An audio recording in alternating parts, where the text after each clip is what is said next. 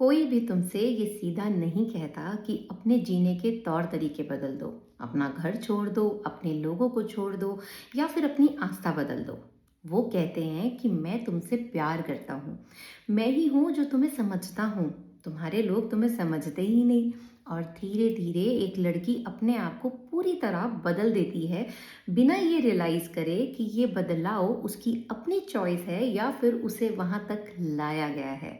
ये बदलाव एक दिन में शुरू नहीं होता, ये शुरू होता है एक नॉर्मल सी फीलिंग के साथ। Attention, compliments, concern.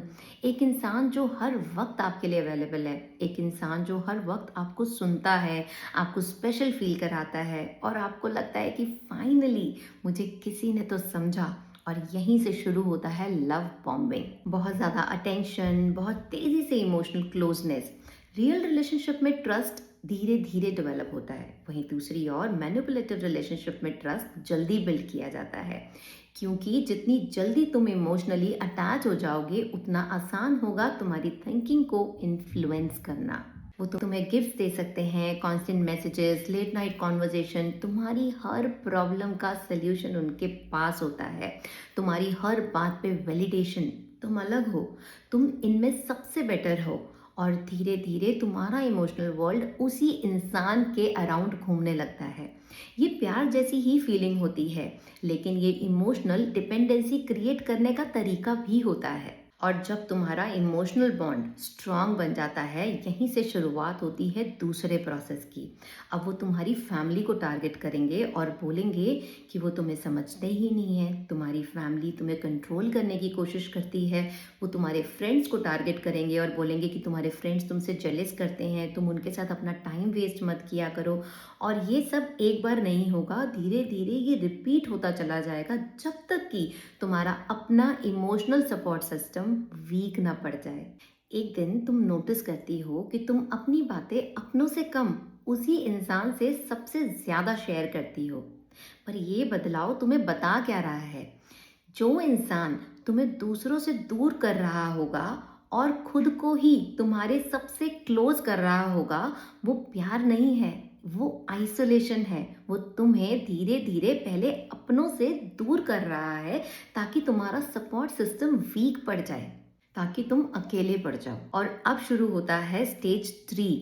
वो अब आपकी आइडेंटिटी पर सवाल उठाना शुरू करेंगे, तुम्हारी अपब्रिंगिंग पर, तुम्हारी वैल्यूज पर और कभी कभी तुम्हारी आस्था पर भी। तुमसे कहा जाएगा कि ये सब सिर्फ तुम्हें सिखाया गया है।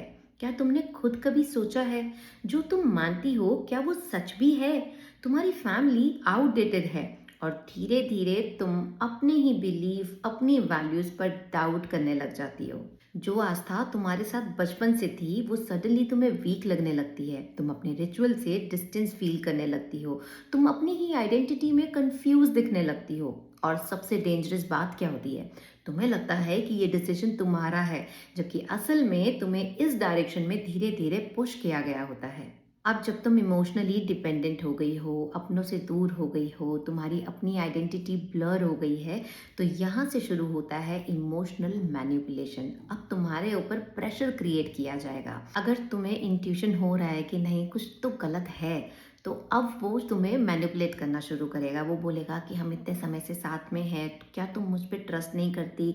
अभी तक तो कर रही थी, अचानक से क्या हो गया? तुम मुझ पर डाउट क्यों कर रही हो? क्या अभी तक तुम्हें कुछ गलत लगा है? तो ये सब प्रोसेस का पार्ट है। और तुम्हें वो गिल्ट फील कराएगा, प्रेशर फील कराएगा, सब तरह का इमोशनल ड्रामा होगा कि तुम मुझसे प्यार नहीं करती हो।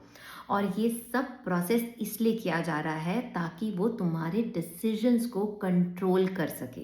कोई भी इस ट्रैप में फंस सकता है, क्योंकि ये दिखने में बहुत रियल लव नजर आता है, लेकिन एक्चुअली में होता नहीं है। क्योंकि मैनिपुलेशन लॉजिक से नहीं होता, मैनिपुलेशन इमोशंस के साथ होता है। यहाँ पर आपको अपने आप से सवाल करना है कि आप जिस रिलेशनशिप में हैं, क्या वो रिश्ता आपको अपनों से दूर कर रहा है, आपके दोस्तों से दूर करने की कोशिश कर रहा है?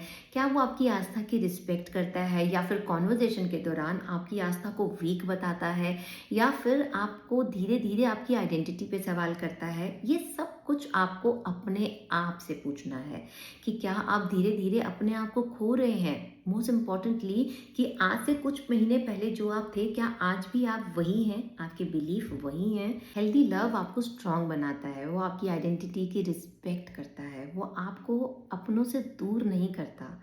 मैनिपुलेशन जो होती है, उसमें आपकी दुनिया को छोटा कर दिया जाता है, आपको इनसिक्योर कर दिया जाता है, आइसोलेट कर दिया जाता है, वहाँ पर प्रेशर क्रिएट किया जाता है। आप आसानी से नो नहीं बोल सकते हैं क्योंकि आपको गिल्ट फील कराया जाता है। इसीलिए सिर्फ केयरफुल रहना काफ़ी नहीं है, लोगों को समझना भी ज़रूरी है। अगर आपको ऐसा इंट्यूशन आ रहा है कि something is not right, then do not ignore your internal voice. आप कभी भी गलत नहीं होते हो। आप गलत तब होते हो जब आप अपनी आवाज़ को नहीं सुनते और उसको इग्नोर कर देते हो।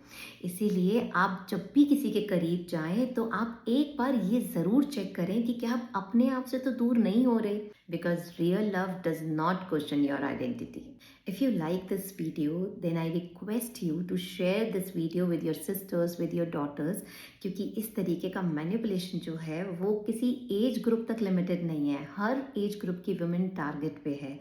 तो हो सकता है आपका एक शेयर किसी की लाइफ सेव कर सके। Thank you so much for watching this video. Goodbye and take care.